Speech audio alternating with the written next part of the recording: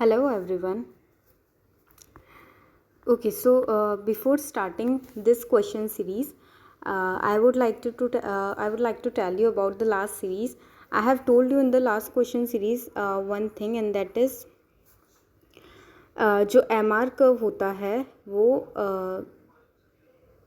one second. This is your average revenue AR curve, and this is MR curve, है ना. In the last series हमने देखा था कि दो कंडीशंस होती हैं इक्विलिब्रियम की. First is MR is equals to MC, marginal revenue and marginal cost, ये दोनों इक्वल होने चाहिए. एंड द सेकंड थिंग कि MR को MC बिलो से कट करेगा.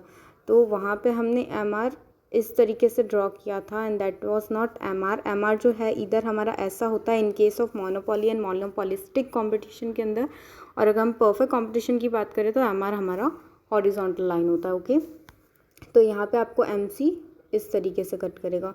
तो इस पॉइंट पे आपका इक्विलिब्रियम बनेगा जहाँ पे MR और MC दोनों इक्विलिब्रियम में है, first thing. And second thing, MR को MC कर्व जो है बिलो से कट कर रहा है. यहाँ पे भी सेम थिंग होती है, MC आपका ऐसे कट करता है, ये आपका MR मार्जिनल रेवेन्यू कर्व होता है. ओके, सो यहाँ पे भी आपका जो इक्विलिब्रियम होगा वो यहाँ नहीं होगा, बिकॉज MC ऊपर से कट कर रहा है ना MR को, इसलिए. तो यहाँ पे इसका इक्विलिब्रियम होगा बिकॉज MC MR को नीचे से कट करता ऊपर जा रहा है. ठीक है, सो ये थोड़ा सा कंसीडर कर लेना. चलिए अब हम मूव करेंगे हमारे इस सेशन की तरफ. स्टूडेंट्स लर्नर्स, ये वाली जो हमारी वीडियो है ये पर्टिकुलरली आपके मार्केट क्वेश्चन से रिलेटेड है, और यहाँ पे वो सारे क्वेश्चंस इंक्लूडेड है, most of the question included है जो NTA नेट के एग्ज़ाम्स में प्रीवियस ईयर्स में पूछे गए हैं. तो उन क्वेश्चंस को हम यहाँ पे डिस्कस करने वाले हैं इन दिस क्लास. चलिए अब हम फर्स्ट क्वेश्चन पे मूव करेंगे without any delay. Under Cournot model of duopoly each duopolist will produce.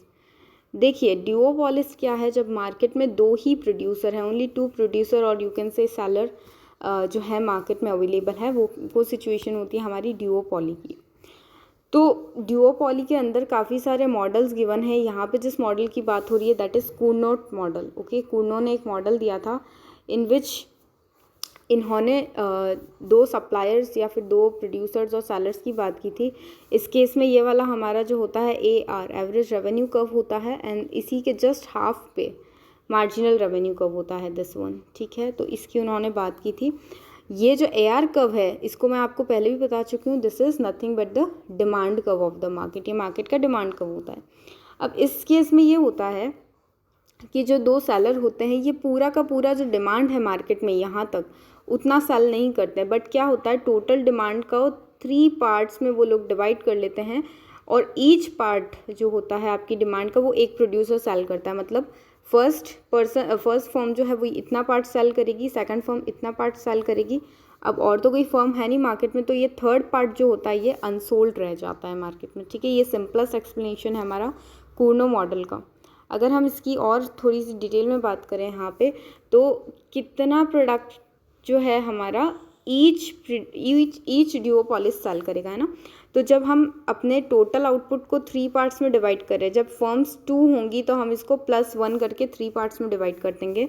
इसका फॉर्मूला होता है 1/n+1. मतलब क्या, 1 n मतलब आपके नंबर ऑफ फर्म्स कितनी है यहाँ पे 2 +1. This was the formula. इसके अकॉर्डिंग हमने ये लिख दिया. मतलब क्या हुआ इसका 1/3. अगर आप इसको सॉल्व करेंगे ऑब्वियसली तो 1/3 जो है आपका डिओपॉलिस के केस में वो हर डिओपॉलिस सेल करेगा. ठीक है, तो टोटल वो लोग कितना सेल करे, क्योंकि दो डिओपॉलिस है, राइट. तो एक कर रहा है 1/3, दूसरा भी करेगा 1/3, तो टोटल कितना हो गया 2/3. तो 2/3 जो है टोटल क्या होता है, सेल होता है, प्रोडक्शन होता है. व्हाट अबाउट द 1/3, जो 2/3 में से जो 1/3 जो रिमेनिंग है ये अनसोल्ड रह जाता है, ये मार्केट में आता ही नहीं है सेल होने के लिए. ठीक है, so that is the thing here. तो यहाँ पे आपका ऑप्शन क्या हो जाएगा, आपका ऑप्शन हो जाएगा करेक्ट यहाँ पे 1/3 ऑफ द आउटपुट. इसका फॉर्मूला क्या लगाया था 1/n+1. किस केस में कि कितना आउटपुट आपका अनसोल्ड रहेगा बिना सेल किया हुआ, और कितना आउटपुट हमारा ईच डिओपॉलिस सेल करेगा. इसमें ईच वर्ड बहुत इंपॉर्टेंट है. अगर हम टोटल कितना सेल होगा मार्केट में उसकी बात करें तो उसका फॉर्मूला है n/n+1. n मतलब क्या, नंबर ऑफ फर्म्स कितनी थी 2 डिओपोलिस का केस चल रहा है, यहाँ पे भी 2 + 1 मतलब टोटल कितना सेल हुआ 2/3, जो अभी मैंने आपको बताया वही चीज़ यहाँ पे हमने फॉर्मूला से की हुई है. Okay, I hope this question is clear. Will move to the next question. The distinguishing characteristics of monopolistic competition. Monopolistic competition कौन सा था याद कीजिए, जिसमें बहुत सारे सेलर्स होते हैं फर्स्ट थिंग, और उनके जो प्रोडक्ट्स होते हैं वो डिफरेंशिएटेड होते हैं ना, अलग अलग डिफरेंट काइंड्स के प्रोडक्ट होते हैं ऑलमोस्ट सेम है.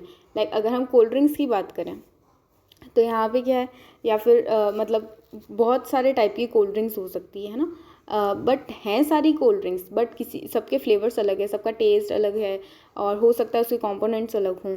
सेम एग्जांपल हमने पहले सोप का डिस्कस किया था कि सोप बहुत सारी जो कंपनीज होती है वो बनाती है ना, बहुत सारे ब्रांड्स आते हैं, बट वो डिफरेंसेस आर देयर. कलर सबका अलग अलग हो सकता है, टेक्सचर, शेप्स, है ना, विद दैट पैकेजिंग. तो ये सारी चीज़ें हैं, ये कहाँ होता है मोनोपोलिस्टिक कंपटीशन में. अच्छा, क्या कैरेक्टरिस्टिक है वो पूछ रहा है यहाँ पे. प्रोडक्ट डिफरेंशिएशन बिल्कुल है, अभी बताया था. नॉन प्राइस कंपटीशन, बिल्कुल प्राइस के बेसिस पे कंपटीशन नहीं है यहाँ पे. एक सोप आपको 100 रुपये का मिलेगा, एक हो सकता है आपको 500 का मिले, एक हो सकता है आपको 50 रुपये का मिले, और 10 रुपये का सोप भी आता है. तो क्या है, इज इट लाइक दैट कि सबसे सस्ता सोप ही मार्केट में बिकेगा और ये 500 वाले सोप को कोई नहीं खरीदेगा? नहीं, ऐसा नहीं है. What is the reason? क्योंकि सबकी क्वालिटी अलग होती है, सबकी पैकेजिंग अलग होती है, सबकी फ्रेग्रेंसेस अलग है ना. तो इन बेसिस पे क्या होता है, प्राइस के बेसिस पे कंपटीशन नहीं हो रहा है यहाँ पे, नॉन प्राइस कंपटीशन होता है. क्वालिटी के बेसिस पे हो सकता है, ऑफर्स के बेसिस पे हो सकता है. So this is the thing here. Next देखेंगे हम, large number of firms and freedom to enter and exit. बिल्कुल लार्ज नंबर फर्म्स होती हैं, ऐसा नहीं है कि एक फर्म होगी या 2 फर्म होगी, काफ़ी सारी फर्म्स यहाँ पे होती है. Freedom to enter and exit, बिल्कुल फ्रीडम है, फर्म्स एंटर कर भी सकती है मार्केट में, प्रोडक्ट बना के सेल भी कर सकती है, और कोई फर्म बंद होना चाहे तो वो भी कर सकती है ना. तो ये चीज़ भी है, करेक्ट है. ये तीनों हमारे यहाँ पे करेक्ट चीज़ें हैं. 4th पॉइंट देखो, फर्म्स आर इंटरडिपेंडेंट. नो, ये गलत हो गया यहाँ पे. फर्म्स इंटरडिपेंडेंट नहीं होती हैं. इंटरडिपेंडेंसी कहाँ पे होती है हमारी, which market? It is related to oligopoly. Okay, oligopoly जो मार्केट होता है उसमें इंटरडिपेंडेंस की बात होती है कि एक फर्म दूसरी फर्म के ऊपर डिपेंडेंट है, बट यहाँ पे ऐसा कुछ भी नहीं होता, एक फर्म दूसरी फर्म के ऊपर कोई डिपेंड नहीं होती. तो which characteristics are correct here? 1, 2 and 3. 4th one is incorrect. So आप आंसर देख लो, 1, 2, 3 are correct. C would be the correct answer here. Next question,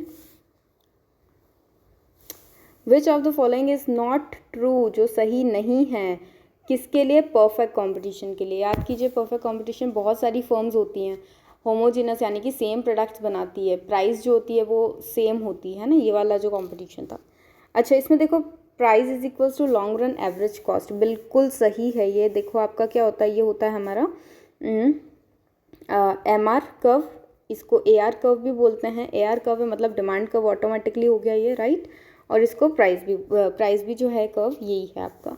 यहाँ पे हमारा ये होता है, इसको टेंजेंट करता हुआ हमारा एवरेज कॉस्ट कर्व, और इसको मार्जिनल कॉस्ट कर्व नीचे से कट करता है.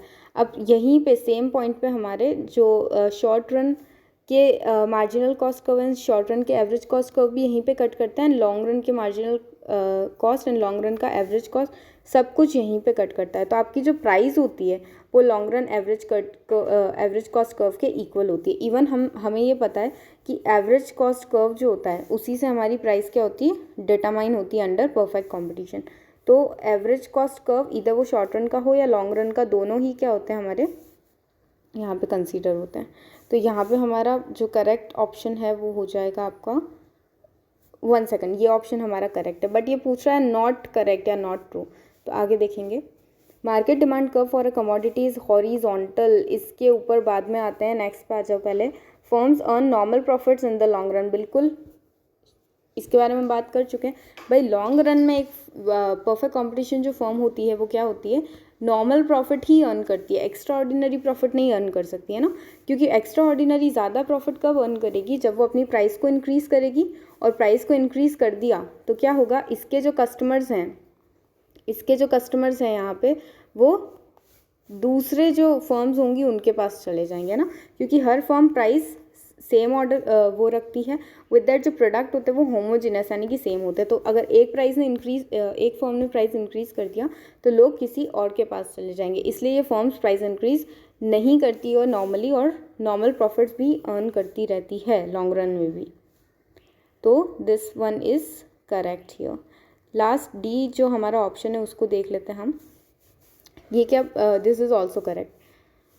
Firm operate at minimum point of average cost, बिल्कुल सही बात है, इसको हम डिस्कस कर चुके हैं। ये जो हमारा एवरेज कॉस्ट कर्व होता है इसके मिनिमम पॉइंट पे यहाँ पे हम प्रोडक्शन करते हैं ना, ये मार्जिनल कॉस्ट कर्व यहाँ से कट करता है और यहाँ पे हम प्रोडक्शन करते हैं। इसका क्या मतलब है? इसका मतलब है कि कॉस्ट कम करने का और कोई चांस नहीं है। ये जो है आपका कॉस्ट मिनिमम है, एवरेज कॉस्ट जो है यहाँ पे मिनिमम है, अब और कॉस्ट जो है डिक्रीज़ नहीं हो सकती। तो हम मिनिमम पॉइंट जो होता है एवरेज कॉस्ट कर्व का उसके ऊपर प्रोडक्शन करते हैं। So this is also correct. तो इनकरेक्ट क्या है मैम? ये है इनकरेक्ट ऑप्शन नंबर बी। क्यों इनकरेक्ट है उसको देख लो एक बार। Let me remove all these. देखो क्या बोल रहा है ये बहुत गलत बात बोल रहा है। ये बोल रहा है कि हॉरिजॉन्टल टू एक्स एक्सिस। अब मैम आपने तो कहा था कि जो आपका जो डिमांड कर्व होता है वो हॉरिजॉन्टल ही होता है, ये AR कर्व होता है ना हमारा, और यही आपका डिमांड कर्व भी होता है। तो ये हॉरिजॉन्टल ही तो है एक्स एक्सिस के टूवर्ड्स। तो क्या, तो ये फर्म का डिमांड कर्व है, ठीक है, फर्म का डिमांड कर्व है। फर्म और मार्केट दोनों में डिफरेंस होता है। जब सारी फर्म्स जो हैं हमारे पास में उन सबको हम सम अप कर दें, जितनी भी फर्म्स हैं उनको, तो वो मिलके क्या बनाती है? मार्केट बनाती है। तो यहाँ पे फर्म का डिमांड कर्व तो हॉरिजॉन्टल रहता है, बट मार्केट का डिमांड कर्व कैसा रहता है वो तो मैंने आपको बताया नहीं अभी तक। तो मार्केट का डिमांड कर्व आपका ये वाला हमारा डिमांड कर्व होता है और ये मार्केट का सप्लाई कर्व होता है, ठीक है, और यहाँ पे आपका इक्विलिब्रियम गेन होता है। Is it clear? तो ये चीज़ बहुत गलत बोल रहा है ये, तो ये आपका नॉट ट्रू है, ये आपका करेक्ट ऑप्शन हो जाएगा, क्योंकि मार्केट डिमांड कर्व हॉरिजॉन्टल नहीं होता है, बट ये क्या होता है? नेगेटिव स्लोप्ड होता है ऐसा, ये जो डी कर्व आप यहाँ पे देख रहे हैं। फाइन, ओके, नेक्स्ट क्वेश्चन पे मूव करेंगे। A firm in monopolistic competition advertises in order to. Monopolistic firm, monopolistic में जो आपकी कंपनीज होती हैं, फर्म्स होती हैं, वो एडवर्टाइज करती है इन ऑर्डर टू, मतलब क्यों कर रही है एडवर्टाइज, क्या ज़रूरत है? देखते हैं हम क्या ज़रूरत है। Make its, I am not right, it is not correct, I am just okay. Make its product more similar to its companies. आप मुझे बताओ, हम कोई सोप बना रहे हैं, ठीक है, अब मैम बार बार सोप का एग्जाम्पल ही क्यों देते हो? ठीक है, अब ले लो, दे रही हूँ तो सोप जो है उसका एग्जाम्पल हम यहाँ पे ले लेते हैं, ठीक है। अब एक कंपनी सोप बना रही है, अब वो क्या बोलेगी एडवर्टीजमेंट करते हुए? देखो ये जो हमारा सोप है ना, ये निरमा, ये विवल, ये फियामा और जितने भी सोप्स हैं इन सब के जैसा ही है, तो हमारा सोप खरीदो। ऑब्वियसली नहीं, ऐसा वो क्यों करेगी? वो क्या बोलेगी कि हमारा जो सोप है वो दूसरे सारे कंपनीज के सोप से बेटर है, बहुत अच्छा है। तो कभी भी मोनोपोलिस्टिक फर्म अपने प्रोडक्ट को दूसरे प्रोडक्ट के सिमिलर बताने के लिए एडवर्टीजमेंट नहीं करती है, बल्कि बेटर बनाने के लिए, बेटर बताने के लिए कि भाई ये हमारा बिस्किट है, ये ना दूसरे बिस्किट से सबसे बेटर है, तो इसलिए एडवर्टाइज करती है, ना कि सिमिलर बताने के लिए। तो ये ऑप्शन तो आपका गलत हो गया। नेक्स्ट देखो, shift the demand curve for its product to left. अब इसको समझो, ये भाई है हमारी मोनोपोलिस्टिक कंपटीशन की फर्म की बात हो रही है यहाँ पे, ठीक है। तो फर्म का डिमांड कर्व ये रहा, डिमांड कर्व ये होता है, एवरेज रेवेन्यू कर्व भी बोलते हैं, डिमांड कर्व भी बोलते हैं, ठीक है। अब इसको अगर हम लेफ्ट शिफ्ट कर लेंगे तो आपको अच्छे से पता है ये कि यहाँ पे क्वांटिटी हम लेते हैं, यहाँ पे हमारी क्या होती है? प्राइस होती है, ठीक है। अब देखो यहाँ पे अगर आप प्रोडक्शन कर रहे थे तो आप इतनी क्वांटिटी क्या कर रहे थे? सेल कर रहे थे। अगर आप इस पे शिफ्ट हो गए ना, लेफ्टवर्ड शिफ्ट हो गए, तो आप यहाँ पे प्रोडक्शन करोगे, तो आप देखो आप जो इतनी क्वांटिटी पहले इतनी सारी क्वांटिटी सेल कर रहे थे, अब आप सिर्फ इतनी क्वांटिटी सेल करो। तो लेफ्ट साइड शिफ्ट करके आपके साथ कुछ अच्छा हुआ क्या? आपकी फर्म के साथ कुछ अच्छा हुआ? ऑब्वियसली नहीं, आपकी तो सेल्स भी कम हो गई, ठीक है। इसी के अदर हैंड मतलब ये काम वो नहीं करेगा। बट अगर इन्होंने ऐसा बोला होता ना कि राइटवर्ड शिफ्ट करने के लिए, तो हम सोच सकते थे। क्यों सोच सकते थे मैम? देख लो, ये आपका डिमांड कर्व है, AR कर्व है, वापस बता रही हूँ, बार बार बता रही हूँ, सो दैट आपको याद हो जाए। अब देखो, अगर हम बोले कि इसको हम क्या करें, इसको हम आउटसाइड या फिर राइटवर्ड शिफ्ट करें, ये राइट हैंड होता है ना आपका, तो राइटवर्ड शिफ्ट। अब यहाँ पे लेट सपोज हमारी क्वांटिटी थी, हम इतनी क्वांटिटी क्या कर रहे थे? लोगों की डिमांड थी और हम इतना उनको सेल कर रहे थे। अब हमारी इतनी हो गई, तब आप देखो यहाँ पे आप ज़्यादा क्वांटिटी सेल करो तो राइटवर्ड शिफ्ट होना तो अच्छी बात है, बट लेफ्टवर्ड शिफ्ट होना अच्छी बात नहीं है। तो हमारी सेल क्योंकि लेफ्टवर्ड शिफ्ट में कम हो जाएगी, तो हम ये भी नहीं करना चाहते, ठीक है। तो A गलत था, B भी गलत है, ठीक। आगे देखो, ऑप्शन 3 पे बाद में आता है, रिड्यूस द इंडस्ट्री प्राइस। भाई इंडस्ट्री की प्राइस कौन सी फर्म होगी जो रिड्यूस करेगी? अगर प्राइस रिड्यूस होगी तो इसका क्या मतलब है, प्रॉफिट रिड्यूस होगा। कोई फर्म चाहेगी अपना प्रॉफिट रिड्यूस करना? ऑब्वियसली नहीं, तो ये तो बिल्कुल ही गलत है, ऐसा तो सोच ही नहीं सकती कोई फर्म। तो क्या बचा ma'am, option number C correct option है बिल्कुल आपका। क्यों है देखेंगे। Make the demand for its product less price elastic, बहुत इंपॉर्टेंट कंसेप्ट है समझने के लिए और बहुत सिंपल सा कंसेप्ट है यार, ध्यान से समझो। लेस प्राइस इलास्टिक, देखो प्राइस इलास्टिक का क्या मतलब है कि अगर मान लो प्राइस में चेंज हुआ, इंक्रीज हुआ हम मान लेते हैं, तो इसकी वजह से मेरी डिमांड भी क्या हो गई, कल बताया था ना, चेंज, किसी चीज़ में चेंज हुआ तो हमारा जो डिमांड है या कुछ भी जिस वेरिएबल की हम बात करें वो चेंज हो गया, मतलब ये इलास्टिक है। तो मुझे बताओ जब प्राइस इंक्रीज होती है तो नॉर्मल केस में डिमांड डिक्रीज हो जाती है।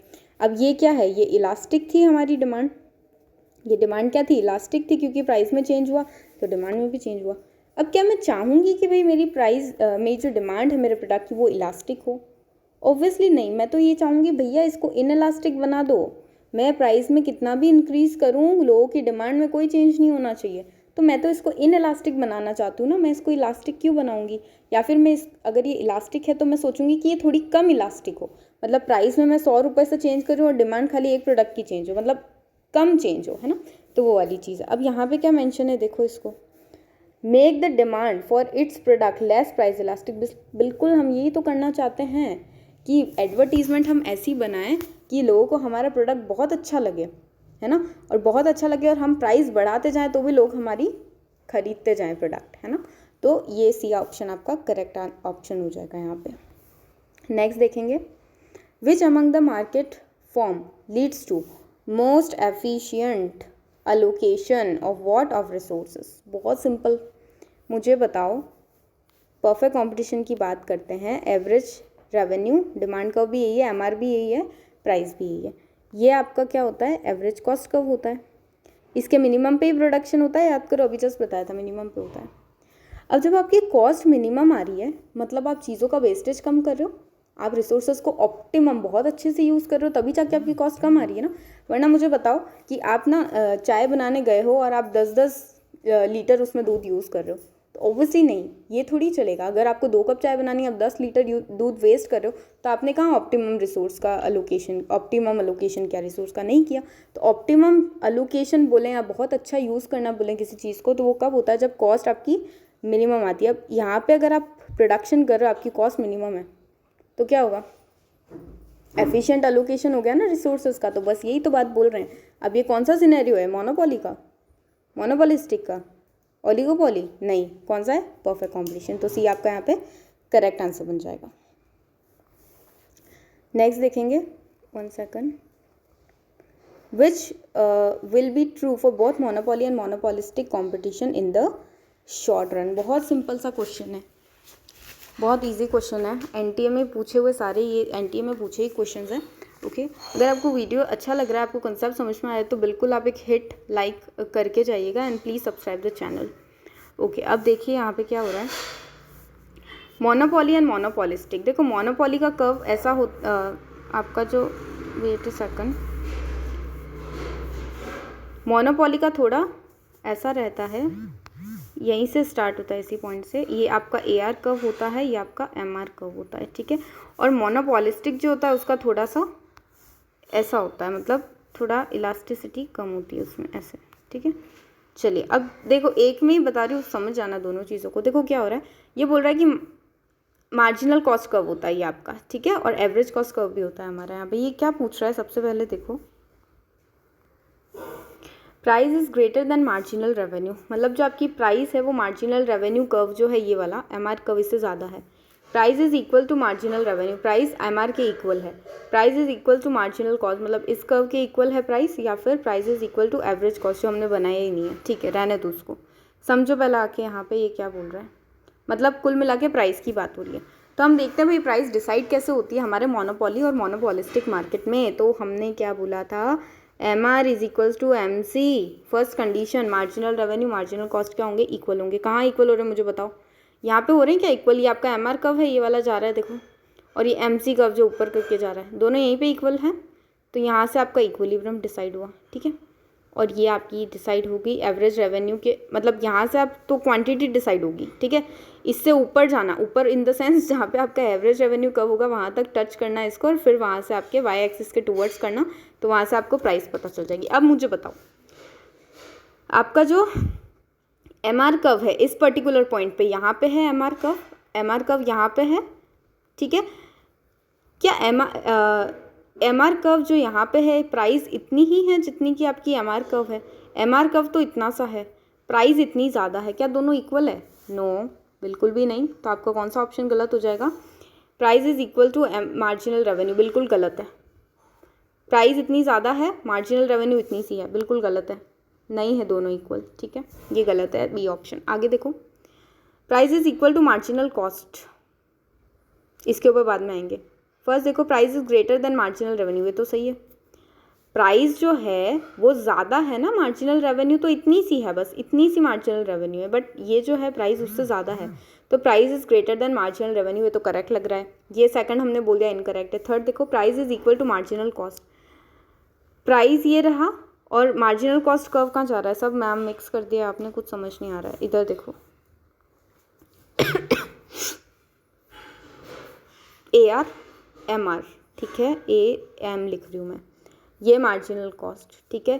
प्राइस कैसे डिसाइड हुई थी? यहाँ पे प्राइस डिसाइड हुई थी। अब सुनो, ये वाला हमने बोला सही है, ये वाला हमने बोला गलत है। ये क्या है? Price is equal to marginal cost. देखो ये मार्जिनल कॉस्ट का जो कर्व जा रहा है ना, यहाँ पे ये रहा, इस क्वांटिटी पे MC ये रहा मार्जिनल कॉस्ट, प्राइस इससे ज़्यादा है ना, इसके इक्वल तो नहीं है, तो ये कैसे सही हो जाएगा? ये तो गलत हो जाएगा। करेक्ट ऑप्शन डी देखो, price is equal to average cost, average cost के इक्वल नहीं होती है प्राइस, ठीक है।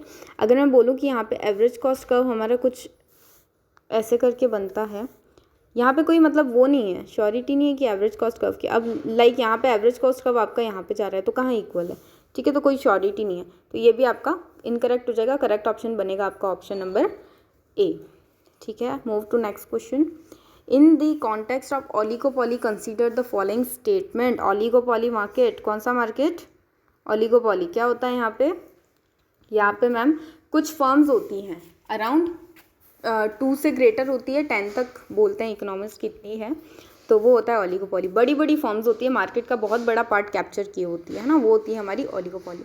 क्या बोल रहा है? कूर्नो का इक्विलिब्रियम नैश इक्विलिब्रियम है, स्टैकलबर्ग का इक्विलिब्रियम नैश इक्विलिब्रियम है। पहले तो ये कूर्नो कौन है भाई, स्टैकलबर्ग कौन है, और ये नैश इक्विलिब्रियम क्या भला है? देख लो इसको जल्दी से। कूर्नो और स्टैकलबर्ग ये दो इकोनॉमिस्ट है बड़े बड़े, है ना, है मतलब थे ऑब्वियसली, तो ये हमारे इकोनॉमिस्ट थे। इन्होंने कुछ मॉडल्स दिए थे related to oligopoly and that duopoly, इनके रिलेटेड इन्होंने मॉडल्स दिए थे, ठीक है, अच्छी बातें दिए थे। तो पर ये नैश इक्विलिब्रियम जो है ये क्या है मैम? तो ये बहुत सिंपल सा कॉन्सेप्ट है, ये ना इक्विलिब्रियम का ही कॉन्सेप्ट है, बस ये जो नैश है ना, ये नैश जो जिस इकोनॉमिस्ट ने ये इक्विलिब्रियम की वो दी थी ना कॉन्सेप्ट, उस इकोनॉमिस्ट का नाम था नैश, तो इस कॉन्सेप्ट का नाम भी हमने नैश इक्विलिब्रियम दे दिया ताकि इसको पढ़ते पढ़ते हम उनको भी याद कर लें। तो क्या है ये बेसिकली आपका नैश इक्विलिब्रियम? यहाँ पे इक्विलिब्रियम है बेसिकली कि जो ये दो फर्म्स होती हैं हमारी डिओपॉली के केस में, डिओपॉली के केस में जो दो फर्म्स होती है हमारी, तो उस केस में क्या वो किसी एक इक्विलिब्रियम पे पहुंचती है या नहीं पहुंचती है? और उस इक्विलिब्रियम, जैसे लेट्स सपोज ये आपका इक्विलिब्रियम आया दो फर्म्स का, ये क्या बना दिया मैम, वो ओके, लेट्स सपोज ये है आपका इक्विलिब्रियम, तो क्या ये दोनों फॉर्म्स किसी इक्विलिब्रियम पे पहुंचेगी नहीं या नहीं पहुंचेगी? अगर पहुंचेगी तो पहुंचने के बाद में कहीं इधर उधर मूव तो नहीं हो जाएगी इक्विलिब्रियम पे पहुंचने के बाद? तो ये चीज़ अगर नहीं होगी तो ये इक्विलिब्रियम है। और बेसिकली इकोनॉमिक्स में अगर आपको इक्विलिब्रियम पता नहीं है क्या होता है, तो बहुत सिंपल सी चीज़ है, जहाँ से मूव करने की कोई टेंडेंसी नहीं होती। इक्विलिब्रियम सबसे बेस्ट वे है जहाँ से कोई मूव नहीं करना चाहता, ठीक है, वो होता है आपका इक्विलिब्रियम। तो यहाँ पे नैश इक्विलिब्रियम भी कुछ ऐसा ही है।